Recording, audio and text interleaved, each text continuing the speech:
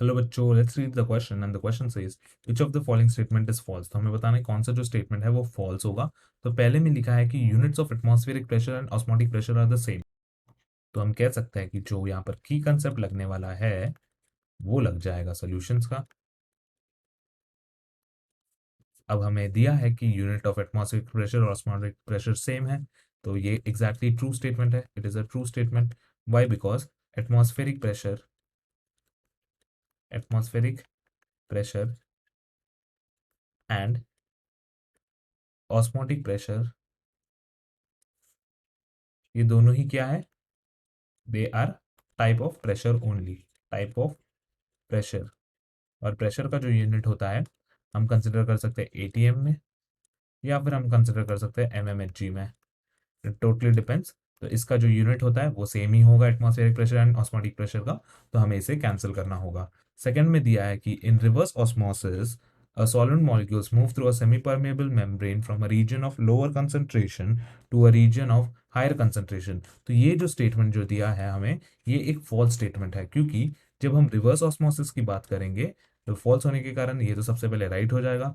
तो जब हम रिवर्स ऑस्मोसिस की बात करते हैं, जिसको रिप्रेजेंट करते हैं आरओ से, in RO, what happens is the solvent molecules move from a semi-permeable membrane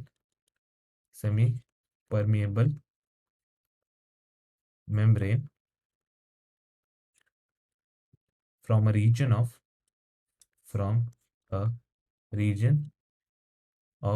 higher concentration, यहाँ पे लिख सकते हैं हायर टू लोअर कंसेंट्रेशन। और इसी के कारण हम क्या कहेंगे, ये जो दिया है फॉल्स स्टेटमेंट दिया है, इसीलिए ये जो हमारा ऑप्शन हो जाएगा सही ऑप्शन हो जाएगा। देन थर्ड में दिया है कि the value of molar depletion constant depends on nature of solvent. This is a true statement, इसीलिए इसे भी काटना पड़ेगा, क्योंकि जो मोलार डिप्रेशन कांस्टेंट होता है यानी थर्ड वन, वो डिपेंड करेगा नेचर ऑफ सॉल्वेंट पे। मोलार डिप्रेशन कांस्टेंट जो होता है वो होता है के एफ, और के एफ का जो फॉर्मूला होता है इसको हम फॉर्मूला में लिखेंगे तो ये हो जाएगा K F is equal to delta T F divided by M.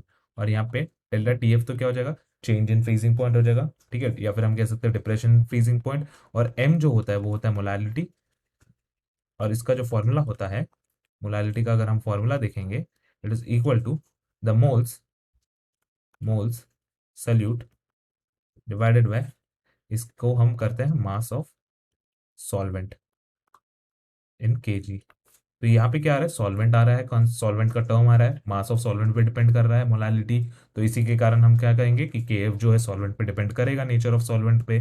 इसी के कारण हम बोलेंगे कि ऑप्शन थर्ड भी जो है वो ट्रू स्टेटमेंट होने के कारण इसे हम कैंसिल कर देंगे। लास्ट में दिया है कि relative lowering of vapour pressure is a dimensionless quantity, ये भी ट्रू है, तो इसे हम क्या करेंगे, कैंसिल कर देंगे, क्योंकि जब relative lowering of vapour pressure की बात करते हैं जो है फोर्थ में, इसमें क्या हो जाता है कि relative lowering of vapour pressure का जो फॉर्मूला है वो राउल्स लॉ देता है, which is P not minus P. तो पी नॉट हम ऊपर लिख देते हैं, P not minus P divided by P not, यहाँ पे हम लगा देंगे, तो यहाँ पे हम लिख सकते हैं P not minus P by P not. तो ये क्या है, दोनों ही ऊपर भी न्यूमरेटर में प्रेशर के यूनिट आएंगे, नीचे भी डिनोमिनेटर में प्रेशर का यूनिट आएगा, तो यूनिट यूनिट कैंसिल हो जाएगा और वो डायमेंशनलेस बन जाएगा। इसी के कारण ये भी ट्रू हो जाएगा, भी कैंसिल करना होगा हमें। तो हमारा सही आंसर जो हो जाएगा वो हो जाएगा ऑप्शन टू ओनली।